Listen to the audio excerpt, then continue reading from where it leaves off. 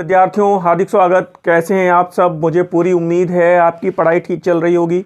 और जैसा कि मैंने आपको पिछले लेक्चर में बताया था कि मैं 2-3 दिन आपको लगातार उपलब्ध नहीं रहने वाला हूं। फ़िलहाल अब मैं उपलब्ध हूं और आज आपके लिए बहुत सारी सूचनाएं हैं। बहुत सारे सेलेक्टेड प्रश्नों को लेकर मैं आया हूं। थोड़ा लंबी क्लास हो सकती है, पहली बात। दूसरी बात यह है कि मैं एक और चैनल पर उपलब्ध रहने वाला हूं। उस चैनल का लिंक आपको डिस्क्रिप्शन बॉक्स में प्रेषित कर दिया जाएगा। आपसे ये भी अनुरोध है कि टेलीग्राम पर हमारा एक पाथफाइंडर के नाम से चैनल है, आप सब उसको ज्वाइन करिए।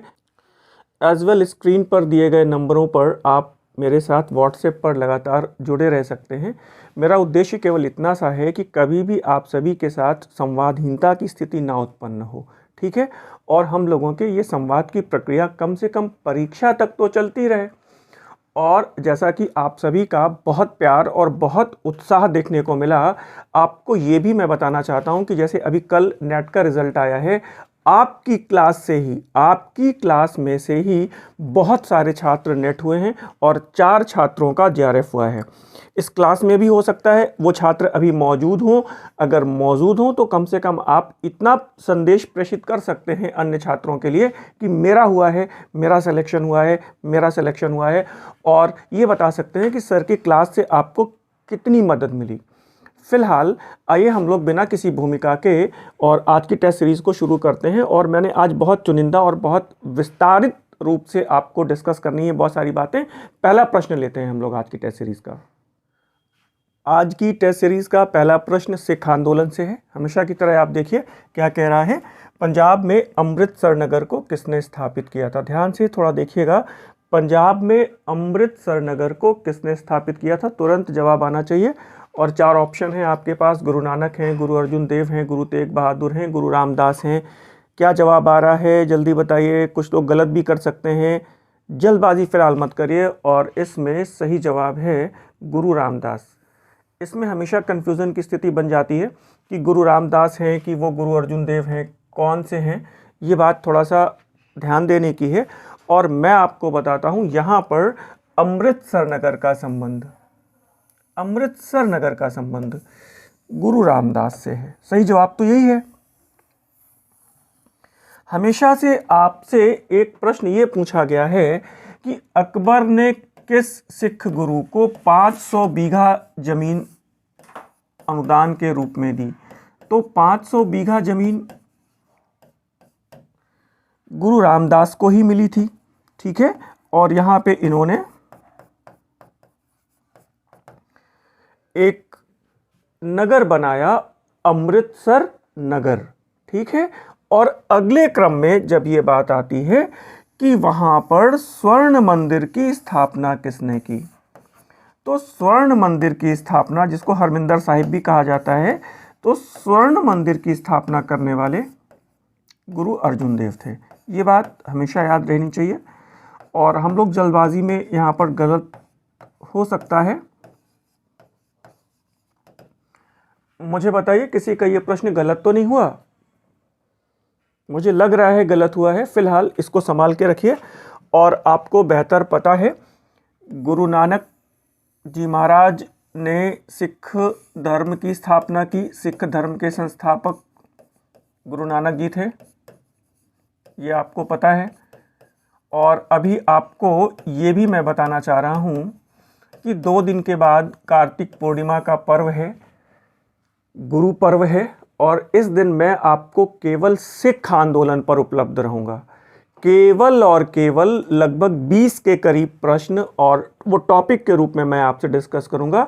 10 गुरुओं के बारे में, गुरु नानक देव जी महाराज से लेकर के और गुरु गोविंद सिंह जी महाराज तक सारी बातें एक साथ क्रमानुसार डिस्कस करूंगा, क्योंकि यहाँ से अक्सर करके एक प्रश्न आता है, ठीक है। तो फिलहाल बहुत विस्तार नहीं दूंगा आपको। आज यहाँ पर इतना कह सकता हूँ कि गुरु नानक देव जी महाराज के बाद दूसरे गुरु अंगद हुए। इनका नाम था लहना, क्योंकि गुरु नानक जी महाराज ने ये कहा था कि मेरे बाद मेरी आत्मा मेरे शिष्य अंगद में रहेगी, लहना में रहेगी। तो इसीलिए इनका नाम अंगद पड़ा। क्योंकि उन्हें गुरु के शरीर का ही एक अंग माना गया। तो ये बात क्लियर हो रही है। और आइए दूसरा प्रश्न देख लीजिए फटाफट।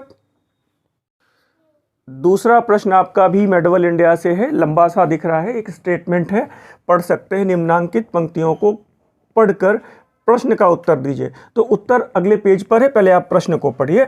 मैं इस्लाम को जानता हूं तथा इसकी कद्र करता हूं, मैं हिंदुत्व को जानता हूं तथा इसकी कद्र करता हूं। ध्यान दीजिएगा, ये स्टेटमेंट पूछा जा रहा है। और मैं इस नए धर्म के बारे में कुछ नहीं कह सकता और मैं इसे स्वीकार नहीं कर सकता। इसके लेखक कौन है तथा किस धर्म के बारे में ये बात कही जा रही है। तो 4 विकल्प हैं, पहले आप विकल्प देखिए। प्रश्न आपने देख लिया, उत्तर देखिए। अब पहले उत्तर के विकल्पों को एक बार आप देख लीजिए। 4 विकल्प आपके सामने हैं और अकबर ईसाई धर्म के बारे में कह रहा है, या मान सिंह तौहीद इलाही के बारे में कह रहे हैं, अकबर जैन धर्म के बारे में कह रहा है, टोडरमल तौहीद इलाही के बारे में कह रहे हैं। किसके बारे में? तो उत्तर आपको पता है। हाँ बिल्कुल ठीक है, बहुत से लोगों को सही जवाब पता है। और यहाँ पर ये बात है, मान सिंह तौहीद इलाही के बारे में कह रहे हैं और उन्होंने इसे स्वीकार करने से इनकार कर दिया था। एक विशेष बात मैं आपको और बता देता हूँ, अकबर के इबादत खाने में पुर्तगालियों का एक प्रतिनिधि जो अकबर को ईसाई धर्म के बारे में बताता है, वो कौन था? तो वो है एंथोनी मॉन्सेरेट। आप इसे कह सकते हैं कि अकबर के फतेहपुर सीकरी के इबादत खाने में आने वाला जो जेसुइट मिशन है, वो एंथोनी मॉन्सेरेट, उसमें एक पादरी है जिसने अकबर को ईसाई धर्म के बारे में शिक्षाओं से, ईसाई धर्म की शिक्षाओं से परिचित करवाया। और अकबर वास्तव में ईसाई धर्म के मानवतावादी दृष्टिकोण से बहुत ज़्यादा प्रभावित हुआ और इसको लगा कि शायद वो अकबर ईसाई धर्म को स्वीकार कर लेगा, लेकिन वास्तव में ऐसा बिल्कुल भी नहीं था। इन जेसुइट मिशनरियों ने, आप ऐसा कह सकते हैं कि अकबर की मानवतावादी और उदारतावादी दृष्टिकोण को थोड़ा सा गलत सेंस में ले लिया था। फिलहाल एक बात आपको यहाँ पर और बताना चाहता हूँ कि अकबर ने एंथोनी मॉन्सेरेट को अपने पुत्र मुराद का शिक्षक नियुक्त किया। अपने पुत्र मुराद का शिक्षक नियुक्त किया, उसका रीज़न ये है ताकि मुराद पुर्तगाली भाषा सीख सके। ये भी एक प्रश्न आया है कि अकबर ने किसे अपने पुत्र मुराद का शिक्षक नियुक्त किया, तो वो एंथोनी मॉन्सेरेट है। ये बात भी क्लियर हो गई। और अकबर से जैन धर्म के बारे में डिस्कशन करने वाले विद्वान कौन थे, उनका नाम क्या था? एक ऐसे विद्वान, जहाँ तक मैं याद कर पा रहा हूँ, वो हरि विजय सूरी हैं। ध्यान रखिएगा, हरि विजय सूरी हैं, जिनको अकबर ने जगत गुरु की उपाधि भी दी थी, हरि विजय सूरी।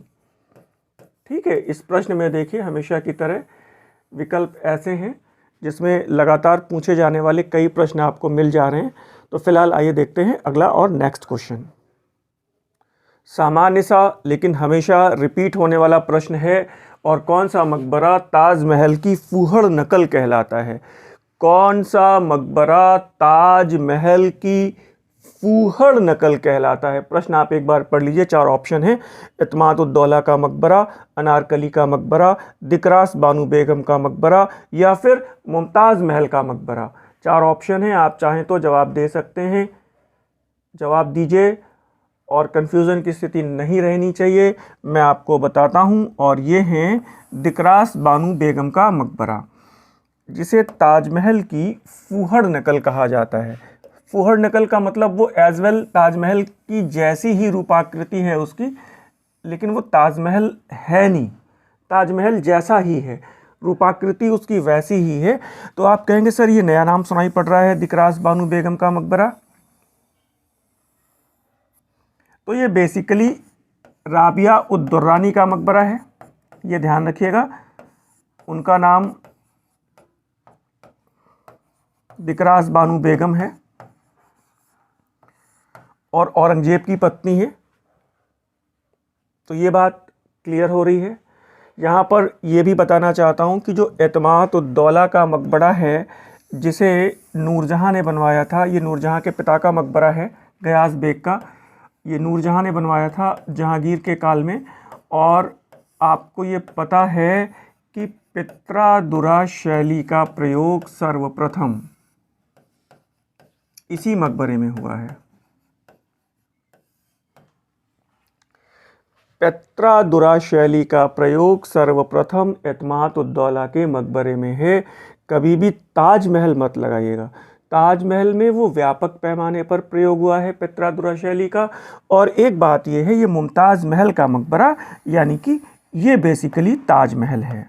ठीक है, ये बेसिकली ताजमहल है। तो मुझे उम्मीद है बातें क्लियर हो रही होंगी। और अगला प्रश्न देखिए।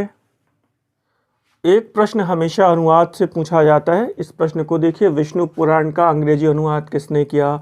विष्णु पुराण का अंग्रेजी अनुवाद किसने किया? 4 ऑप्शन हैं, William Jones, Max Muller, Charles Wilkinson या फिर H.H. विल्सन। तो जवाब आपको देना पड़ेगा और सभी लोग जवाब दीजिए। दरअसल केवल मूक दर्शक बने रहने से काम नहीं चलेगा, आपको जवाब देना चाहिए। और हाँ, बिल्कुल ठीक है, जवाब दीजिए। और इसमें कन्फ्यूज़न की स्थिति ना रहे, मैं आपको बताता हूँ। सही जवाब है H.H. विल्सन। H.H. विल्सन इसमें सही जवाब है। विष्णु पुराण का अंग्रेजी अनुवाद करने वाले, और वो हैं विल्सन। गलत नहीं होना चाहिए, ठीक है। हो सकता है कि विलियम जोन्स और चार्ल्स विल्किंसन में आपको कन्फ्यूज़न हुआ हो। कुछ लोगों को कन्फ्यूज़न हुआ है क्या, मुझे बताइए। परीक्षा भवन में स्वाभाविक प्रक्रिया है कि कन्फ्यूज़न हो जाए आपको।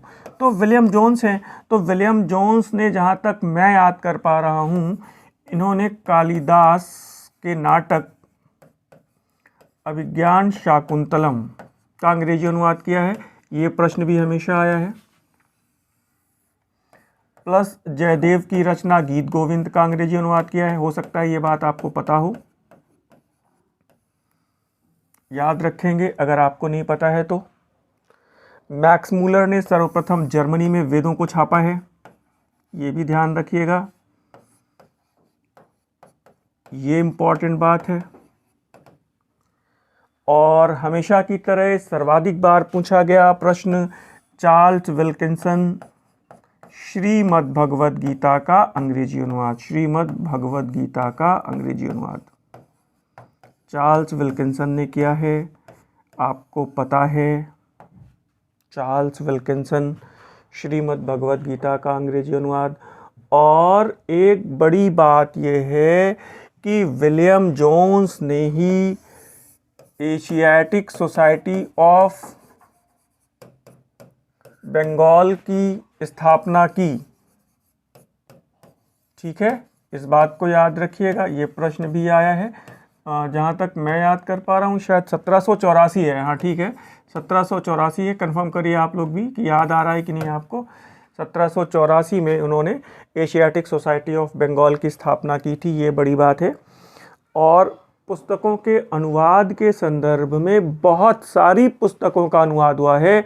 मनुस्मृति का अंग्रेजी अनुवाद हुआ है, वेदों का अनुवाद तो हुआ ही है, इसके साथ उपनिषदों का भी अंग्रेजी अनुवाद हुआ है। आपको एक लेक्चर, अभी आने वाले लेक्चर्स में धीरे धीरे चीज़ों को हम डिलीवर करते रहेंगे। फिलहाल आज यहाँ पर देखिए 4-5 चीज़ें इसी लेक्चर से आपको पता लग गई, इसी क्वेश्चन से आपको पता लग गई। अगला क्वेश्चन देख लीजिए। क्वेश्चन 5 मॉडर्न इंडिया से है, बढ़िया प्रश्न है। फोर्ट सेंट जॉर्ज और फोर्ट विलियम को उनके अलग अलग स्थान के साथ पहचानिए। फोर्ट सेंट जॉर्ज और फोर्ट विलियम को उनके अलग अलग स्थानों के साथ पहचानिए। बम्बई और मद्रास, या बम्बई और कलकत्ता, या फिर मद्रास और कलकत्ता, या फिर कलकत्ता और मद्रास। 4 ऑप्शंस हैं, आप देख लीजिएगा, फिर मुझे जवाब दीजिएगा। जल्दबाजी मत करिएगा, और जल्दबाजी हमेशा खतरनाक जोन में ले जाएगी। और इसमें ध्यान रखिएगा, फोर्ट सेंट जॉर्ज का संबंध मद्रास से है और फोर्ट विलियम का संबंध कलकत्ता से है। तो यहाँ पे जवाब सी आना चाहिए। और मुझे उम्मीद है कि आपने बिल्कुल सही जवाब दिया होगा, मद्रास फोर्ट सेंट जॉर्ज। आपको पता है ना मद्रास में फोर्ट सेंट जॉर्ज की स्थापना कब हुई थी? फोर्ट सेंट जॉर्ज, सन बताइए मुझे।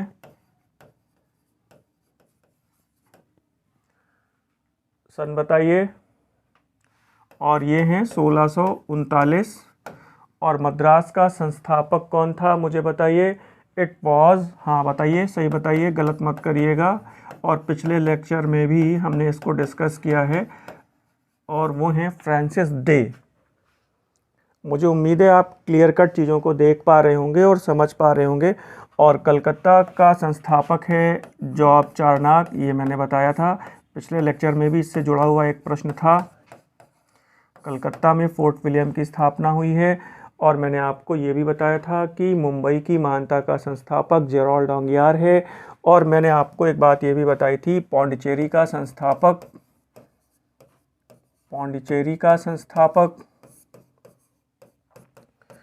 फ्रैंको मार्टिन है। ध्यान दीजिएगा, ये छोटे प्रश्न हैं और छोटे प्रश्न ही गलत हो रहे हैं छात्रों के हमेशा। ठीक है, मेरे पास कुछ डिस्प्यूटेड प्रश्न भी आए हैं जिसमें कि अभी आपको कुछ उत्तरों को लेकर डाउट हैं। तो मैं एक ऐसा सेशन लेने वाला हूं जिसमें आपके लिए कुछ डाउट्स आपके क्लियर हो जाएं। ऐसे एक दो प्रश्न इस टेस्ट सीरीज में भी आपको मिलेंगे, आज के पेपर में भी मिलेंगे। अगले प्रश्न को देखिए। क्वेश्चन 6 भी मॉडर्न इंडिया से है और एक संस्थाओं में ये कह रहा है कौन सा एक युग्म सुमेलित नहीं है।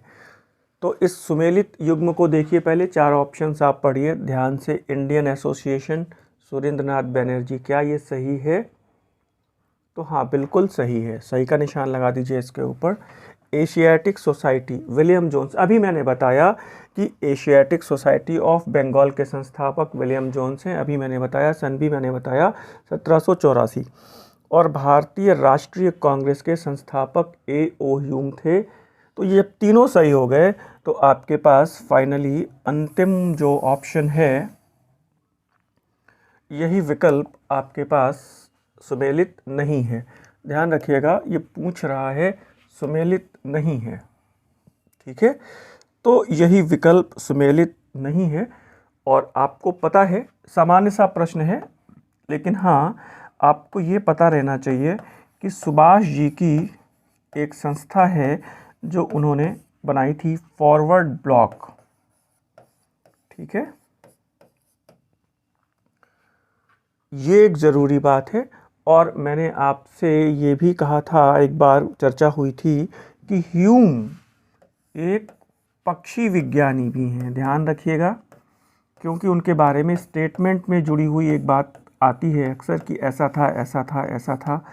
वो कांग्रेस के सचिव थे, रिटायर्ड आईसीएस ऑफिसर थे, शिमला के संत कहे जाते हैं, हर्मिट ऑफ शिमला कहे जाते हैं।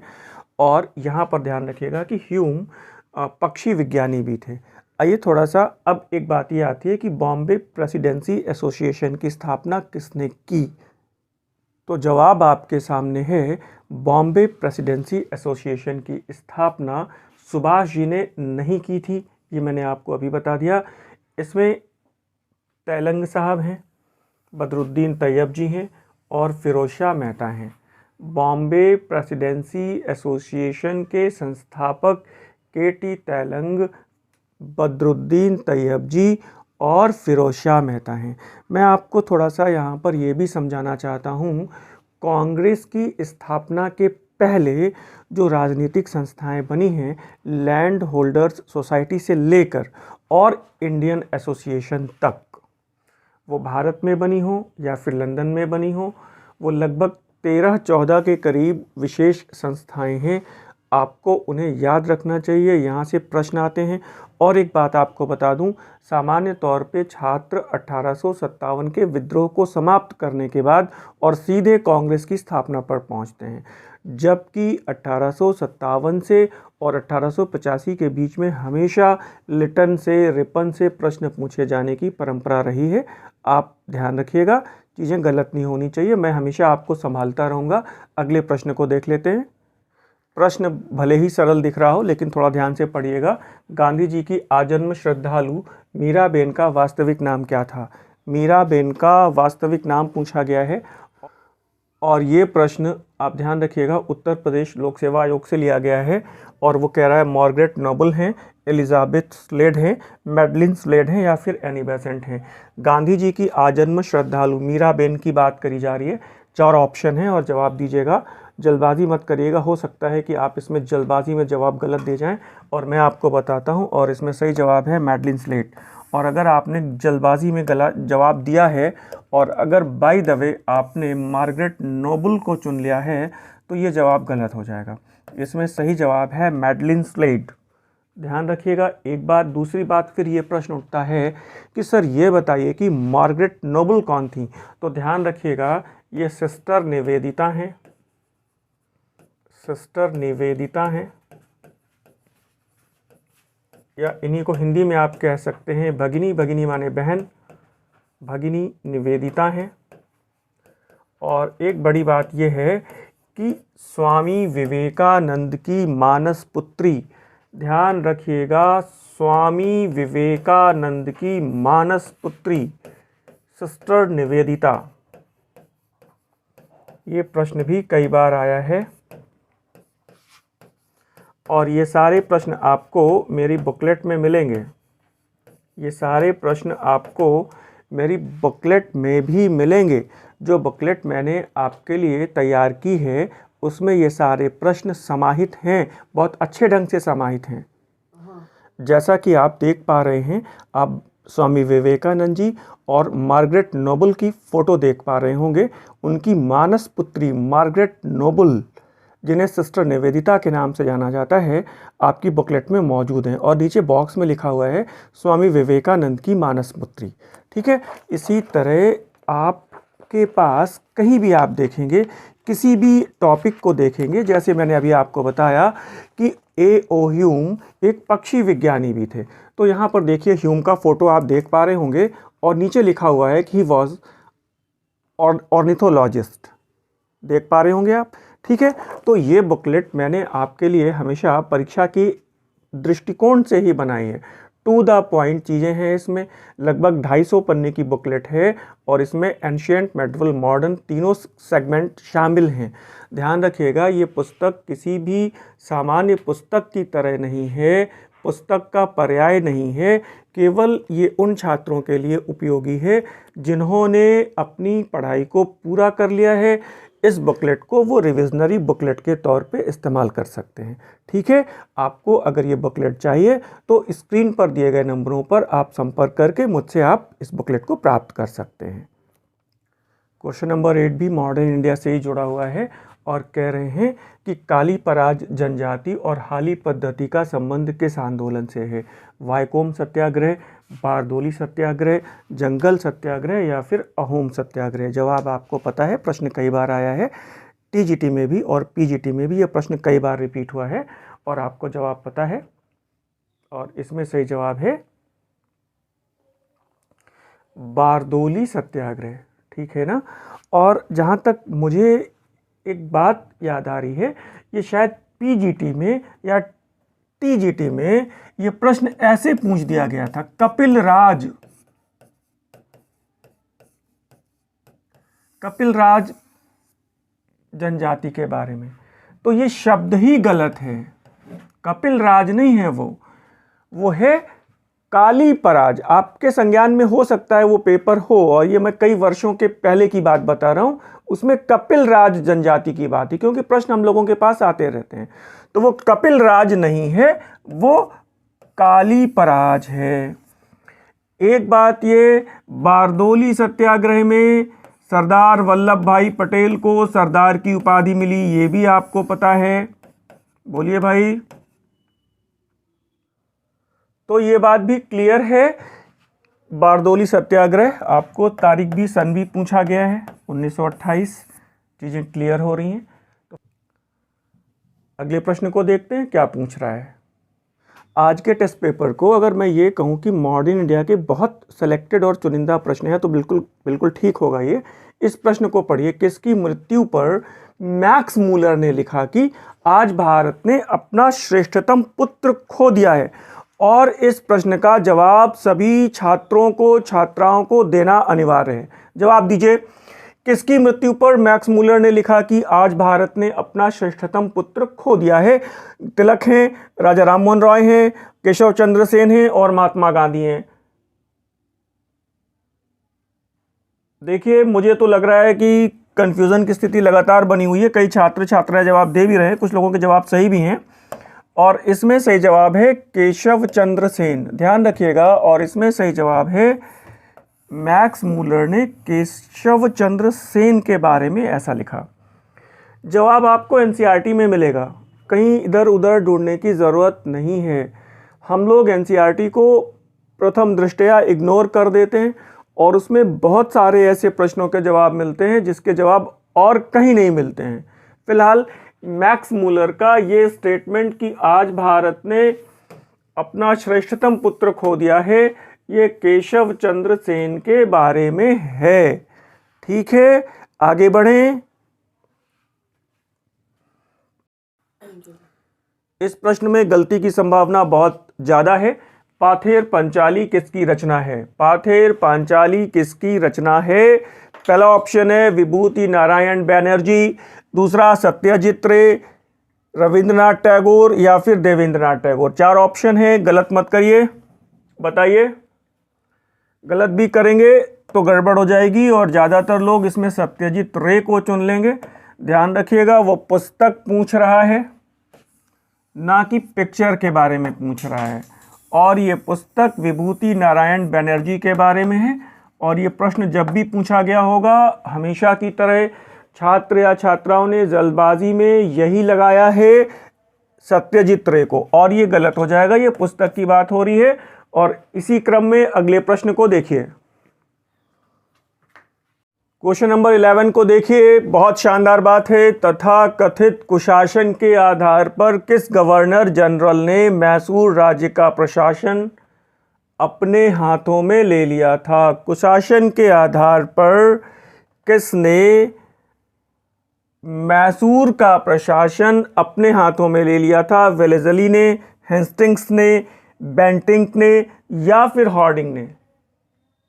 बताइए। और ध्यान रखिएगा, इसमें अगर डलहौजी होता ऑप्शन में तो गलती की संभावना बहुत ज़्यादा थी। और इसमें सही विकल्प है आपके पास लॉर्ड विलियम बेंटिंक। बेंटिंक ने एकमात्र मैसूर पर कुशासन का आरोप लगाकर, ध्यान रखिएगा, मैसूर की बात पूछी जा रही है और कुशासन के आरोप की बात पूछी जा रही है, तो ये संबंध बेंटिंक से है। ठीक है ना, बात क्लियर हो रही है? आगे बताऊं एक बात आपको, तो ये भी आपको पता है डलहौजी ने आउट्रम की रिपोर्ट पर अवध का विलय कुशासन के आधार पे कर लिया था। ये भी याद रखिएगा, कुशासन के आधार पे अवध का विलय हुआ है। गलत तो नहीं करेंगे। तो बेंटिंक मैसूर के लिए है। और मैं याद कर पा रहा हूँ, बेंटिंक एक स्टेटमेंट उसका हमेशा पूछा जाता है कि भारत के वाणिज्यिक इतिहास में शायद ऐसी दरिद्रता कभी रही हो। भारत बंगाल के मैदान बुनकरों की हड्डियों से बिखरे पड़े हैं, भरे पड़े हैं। वो कहता है बुनकरों की हड्डियां भारत के मैदानों को विरंजित कर रही हैं, ऐसा प्रश्न आया है। तो ध्यान रखिएगा, वो बेंटिंक का कथन है। फिलहाल अगले क्वेश्चन को देखिए। क्वेश्चन नंबर 12 स्क्रीन पर है और देख लीजिए।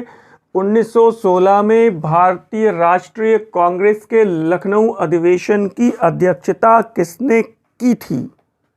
लखनऊ अधिवेशन 1916, अध्यक्ष कौन थे?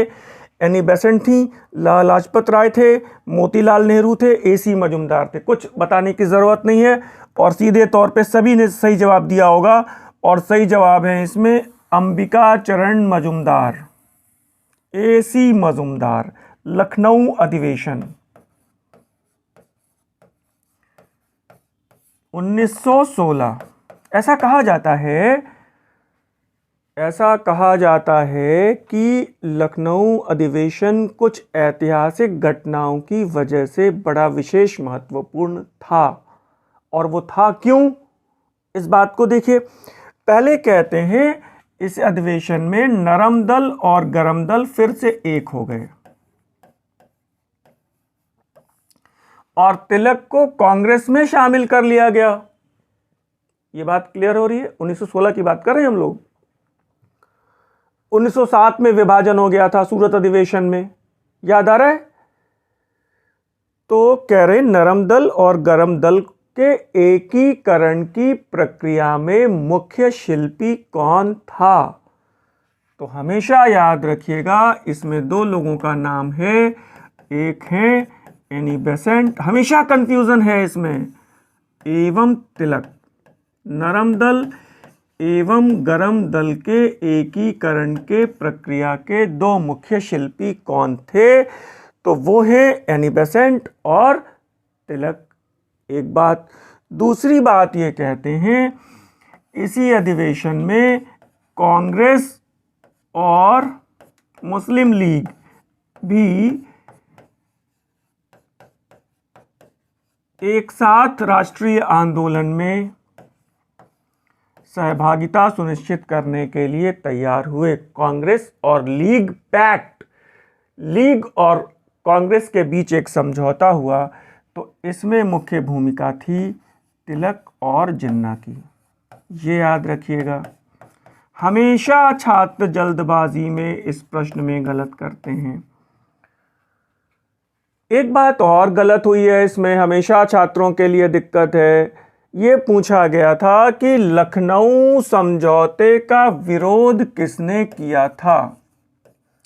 लखनऊ समझौते का विरोध करने वाले थे मदन मोहन मालवीय। ध्यान रखिएगा, मदन मोहन मालवीय ने विरोध किया था। क्यों? क्योंकि 1916 के कांग्रेस के अधिवेशन, लखनऊ अधिवेशन में इस बात को स्वीकार कर लिया गया कि मुस्लिम लीग मुसलमानों के लिए पृथक निर्वाचन मंडलों की व्यवस्था बनी रहे। अब ध्यान रखिएगा, ये व्यवस्था 1909 में मार्ले मिंटो सुधारों से अस्तित्व में आई थी और कांग्रेस इसका विरोध कर रही थी और विरोध करती रही। और बाद में मुस्लिम लीग की इस अस्वाभाविक मांग को कांग्रेस ने 1916 में स्वीकार कर लिया। और यही कारण है कि मदन मोहन मालवीय ने इसके दूरगामी परिणामों के प्रति चिंता व्यक्त करते हुए इस समझौते का विरोध किया था, मदन मोहन मालवीय जी। तो बहुत सारी बातें यहाँ भी क्लियर हो रही हैं। आगे बढ़ते हैं हम लोग। क्वेश्चन 13 ध्यान से पढ़िए। बंगाल की नवाबी प्राप्त करने के बदले किसने बर्दवान तथा चटगांव के क्षेत्र ब्रिटिश ईस्ट इंडिया कंपनी को प्रदान कर दिए? बंगाल की नवाबी मीर जाफर ने, मीर कासिम ने, नजमुद्दौला ने, सैफुद्दौला ने। बंगाल के नवाबों से जुड़ा हुआ ये प्रश्न है। किसने बंगाल की नवाबी प्राप्त करने के बदले बर्दवान एवं चटगांव के क्षेत्र ब्रिटिश ईस्ट इंडिया कंपनी को प्रदान कर दिए? जवाब दे पाएंगे मीर जाफर, मीर कासिम, नजमुद्दौला और सैफुद्दौला। और मैं आपको बता रहा हूँ, जल्दबाजी कर रहे हैं कुछ लोग, और सही जवाब है इसमें मीर कासिम। बर्दवान और मिदनापुर, ये बर्दवान और चटगांव तो आप देख ही रहे हैं, इसमें 3 हैं, एक मिदनापुर भी है। ठीक है, ध्यान रखिएगा। तो मीर कासिम ने बंगाल के नवाबों में सर्वाधिक योग्य था, ये आपको पता है, बताइए मुझे। बंगाल के नवाबों में सर्वाधिक योग्य था मीर कासिम, कई काम किए उसने।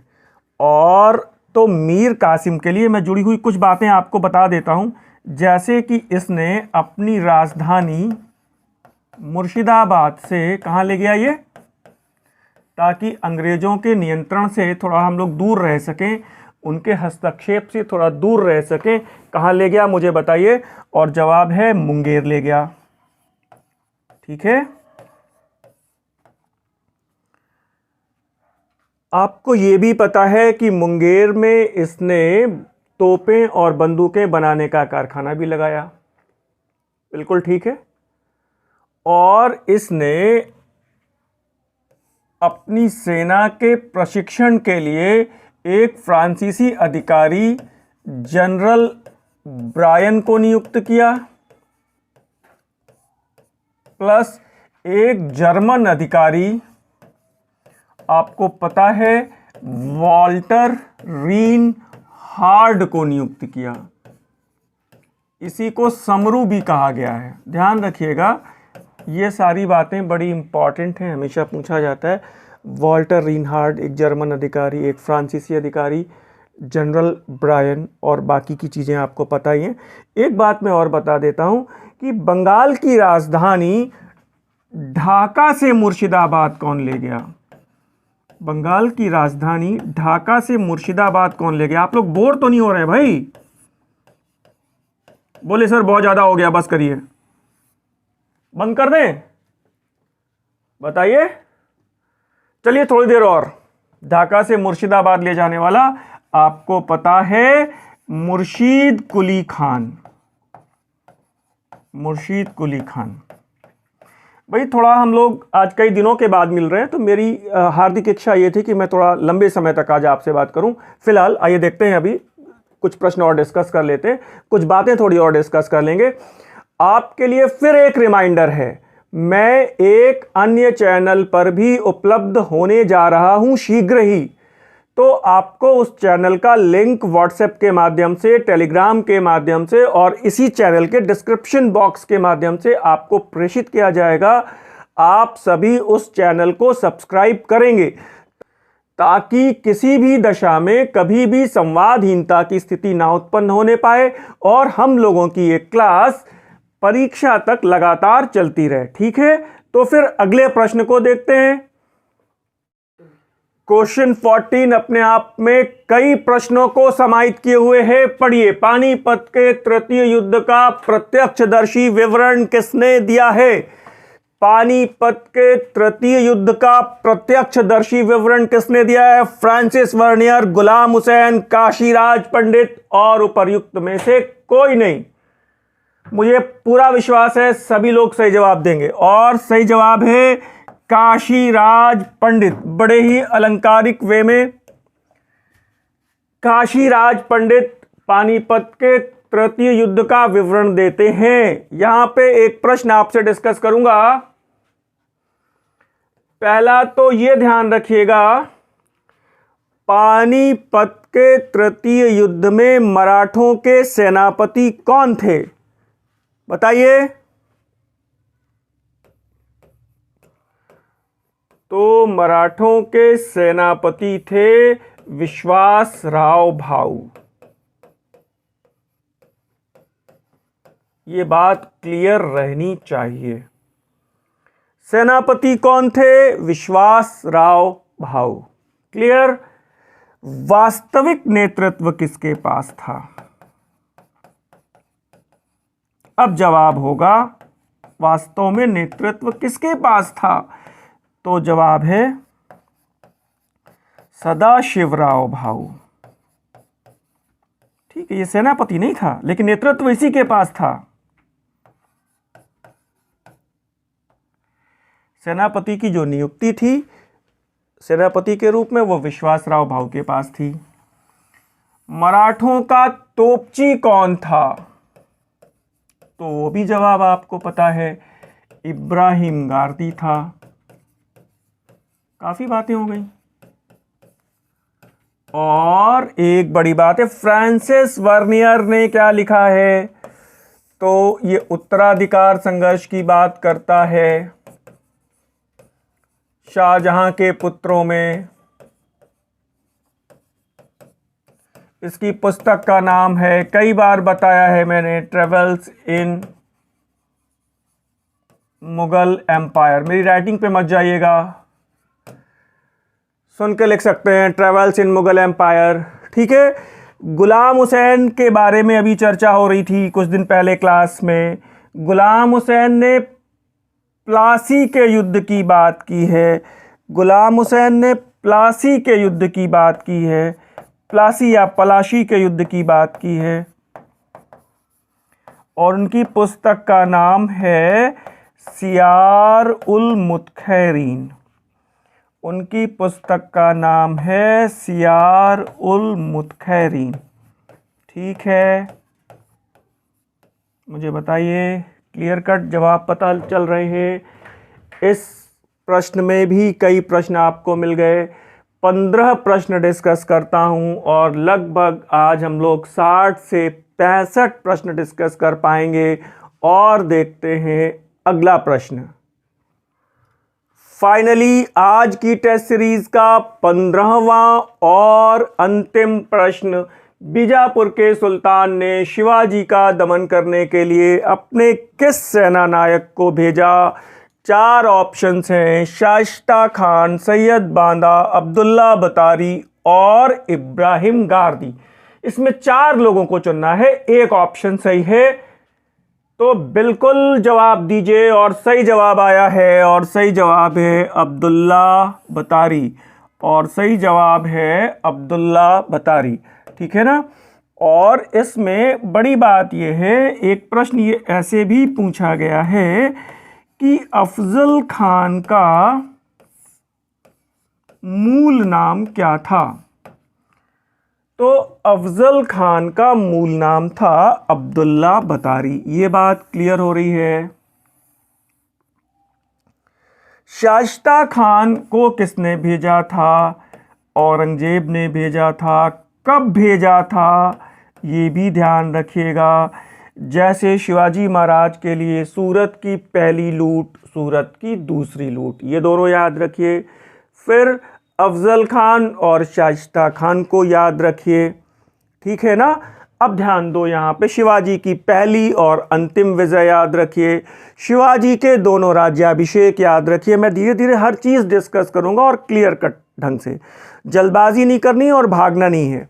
हाँ, फिलहाल सैयद बांदा आपको पता होना चाहिए, ये अब्दुल्ला बतारी का सहायक था और ये अपने समय का महानतम तलवारबाज था। ध्यान रखिएगा, ये शिवाजी के साथ हुई मुलाकात में शामिल था सैयद बांदा। और ये आपको मैंने अभी बता ही दिया, पानीपत के तृतीय युद्ध में मराठों का तोपची है। ये मराठों का तोपची है, ध्यान दीजिएगा, एक मुसलमान है, मराठों का तोपची है। अहमद शाह अब्दाली के ऑफर को ठुकरा दिया था। तो फिलहाल आज की टेस्ट सीरीज को समाप्त करने का वक्त है। अगले लेक्चर में हम लोग कल मिलेंगे। अधिक से अधिक संख्या में आइए, क्लास में कॉपी और पेन लेकर बैठिए और चीज़ों को नोट डाउन करिए। एक बड़ी अच्छी बात यह है कि क्लास से लगातार सिलेक्शंस हो रहे हैं। बहुत सारे छात्रों का नेट और जेआरएफ हुआ है। इन छात्रों को शुभकामनाएं। जिन छात्रों का सिलेक्शन नहीं हुआ है, कोई बात नहीं, मेरे साथ जुड़े रहिए और बिल्कुल सफलता मिलेगी। इन्हीं शुभकामनाओं के साथ विदा दें। धन्यवाद, नमस्कार।